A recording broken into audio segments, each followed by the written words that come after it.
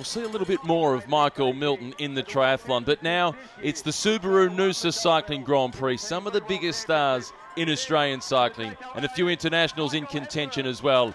Before they were called up to the finish line, a former Australian road champion, Matt Wilson, caught up with a couple of the favourites. Here with Robbie McEwen. Robbie, how many Noosa criteriums is this for you now? I think this will be number 11 to be exact. And how many times a winner? I think 3 or 4, but I tell you, it's difficult to remember back that far. I've been coming here for a long time, but the reason I keep coming back is because of the atmosphere, not because I'm fit. I just like being here, so ready to get into it again.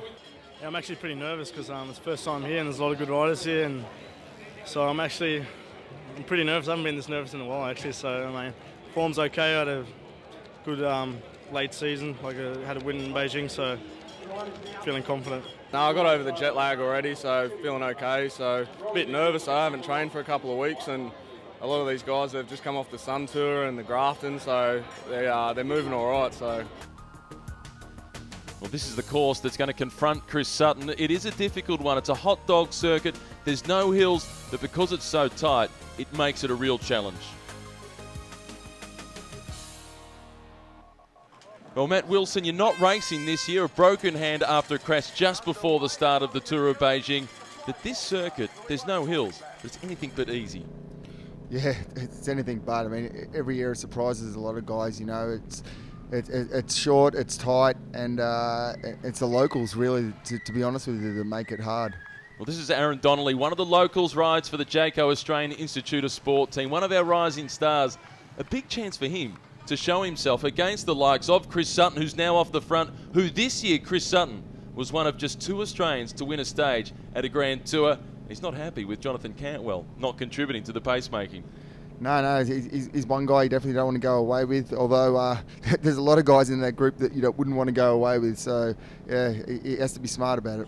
Robbie McEwen, he's on his own as we come through to the first of the intermediate sprints. It's Chris Sutton who gets, not the points, but he gets the cash prize. Cantwell in second spot, and this is an interesting move. In the Rabobank colours, Michael Matthews, former under-23 world champion.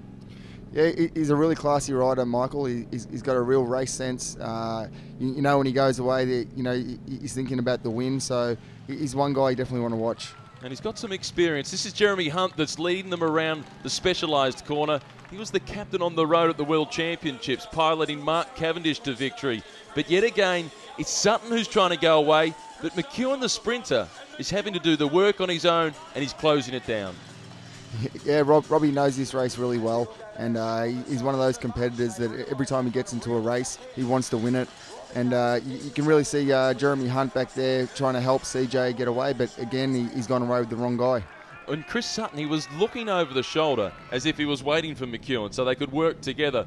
McEwen's not the guy to keep company with. No, not at all. Maybe CJ really fancies his form at the moment. I mean, yeah, he's come off a fantastic year, so maybe he fancies himself.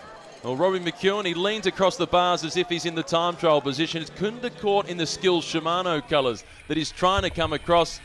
No one goes around corners better than Robbie McEwen. This is the chase, the Jayco 2xU squad, trying to set it up for Ben Kirsten.